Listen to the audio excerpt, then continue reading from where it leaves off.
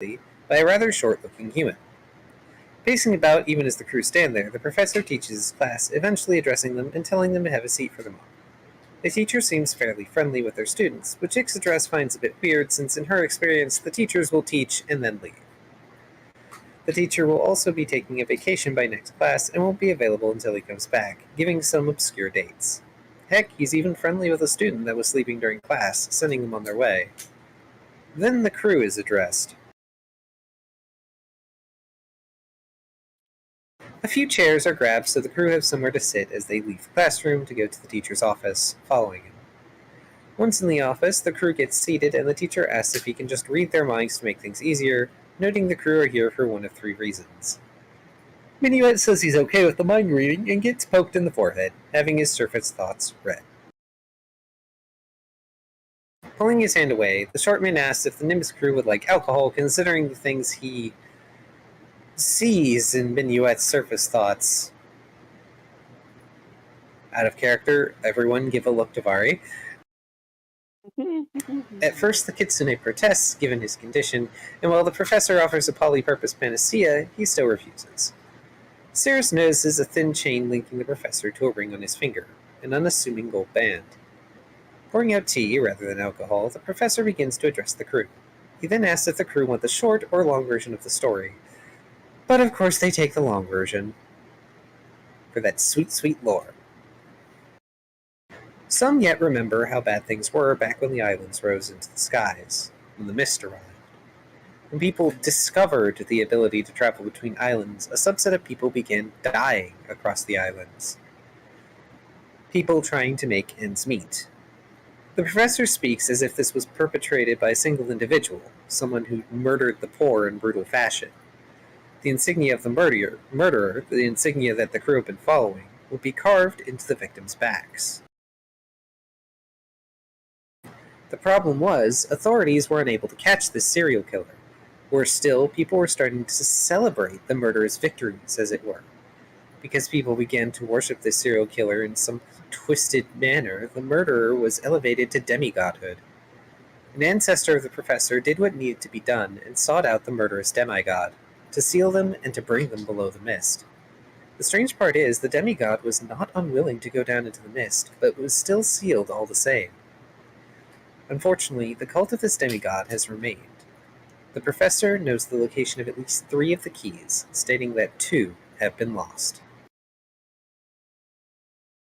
There are 5 keys in total: 2 rings, 2 bracelets, and a necklace. The professor knows where the necklace is, but the owner has gone insane, or so the man says. The reason why is revealed soon after. The family that owns the necklace lives in the mist. The ring on the professor's hand is another key, of course. 1 second, I need to correct that.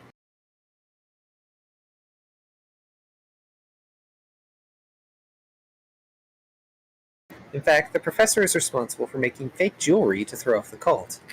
Though the crew are surprised to find one of the places that got robbed recently was the professor's son's place, meaning the professor is likely next. Apparently the rings, necklace, and bracelet are fairly mundane-looking items to help throw off the mad cultists of the murder god. Which, honestly, seems to have worked until now. Since he is open to suggestions, the professor opens the floor to the crew to suggest ways he might avoid the cult. Though if not, he'll just take a cruise as he's planned. That was way too expensive. Cirrus all this time has been thinking of a plan, and requests the professor make a ring just like his own. Using this ring as a decoy, the crew will turn over the professor's home, leaving a note in the jewelry box saying the cult were late to get their prize. This, surprisingly, sounds like a good idea to the professor, who then asks where they should stop running. When do they know they're safe? Attention is turned to Darren. His family is home, suggested as a safe place.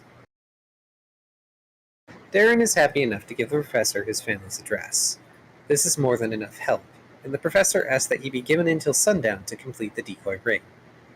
In the meantime, he is happy to offer any services possible under his purview of knowledge to help the crew, given how much they are helping him, effectively saving his life. Darren requests the professor's divinatory aid in helping the branded dwarf, if not to unravel the cursed brand, then to divine and scry who laid the brand in the first place. This is possible, but the professor would need a way for the crew to convey this information to others. Pulling out the memory stone, Darren allows the professor to take it, the short man becoming incredibly animated at the prospect of psychic magic and a living psychic existing. The stone is returned after a few moments, and the professor begins pondering personal anti-scrying wards and what must be done before he leaves for possible safety. He lets the crew know he'll meet them at their ship at 11 p.m.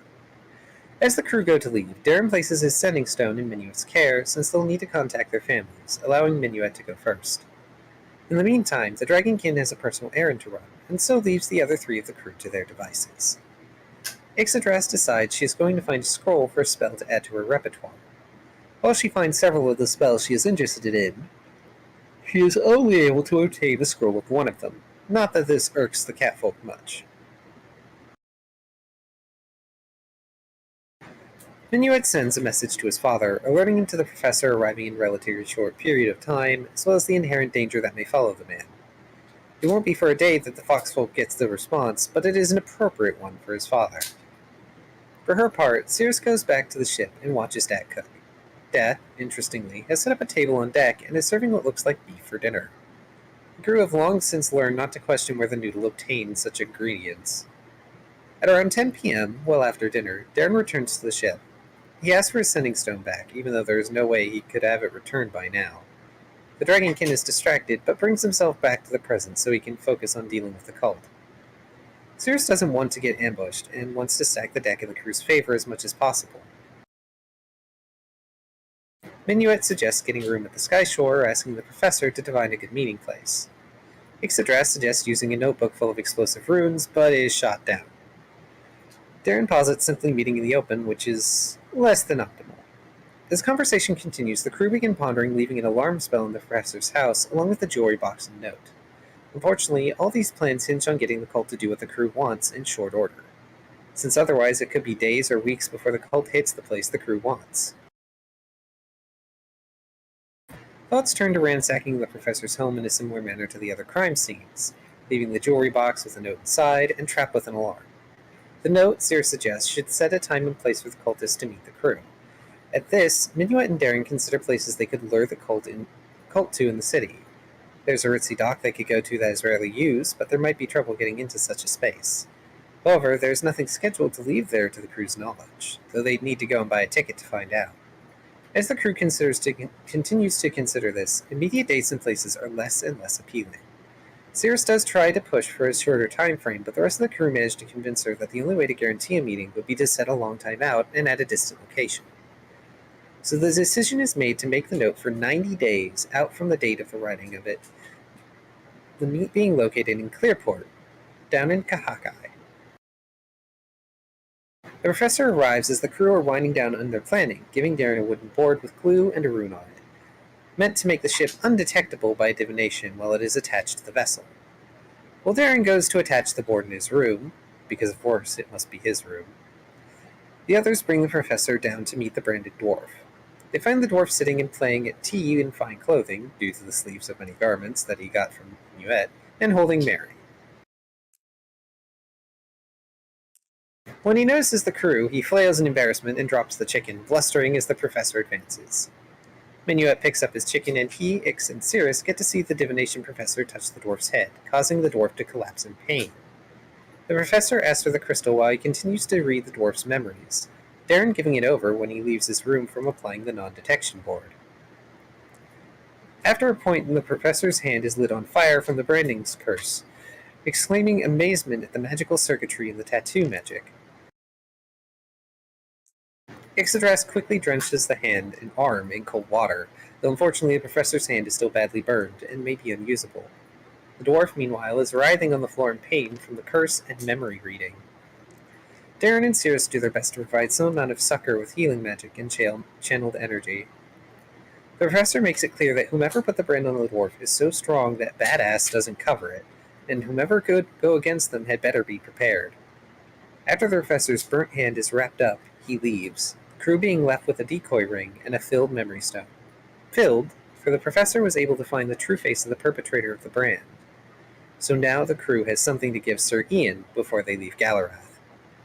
The dwarf continues to curse and complain on the floor, still very much in pain. Ixodras decides that it may be best to take care of tossing the professor's home tonight, getting it done as soon as possible. Good. To that end, Darren pockets the memory stone and goes to make the note to leave in the jewelry box. Era? Yeah, I know the room just crashed. I'm having Oh, no. PC issues now. Oh, I need no. to Oh, dear. restart my PC. It's demanding an update right now. Of course it is. So, Oh, you guys, I'm sorry. I will be I'm right not- back. I'm not redoing that. That's No, cool. it's That's cool. fine. It's on YouTube at least. It's just I had 3 programs suddenly crash, and Windows like, hey, I need an update now. So, And what you want to bet that's why you couldn't go online? it wouldn't surprise me. Burb, I guess. Huh.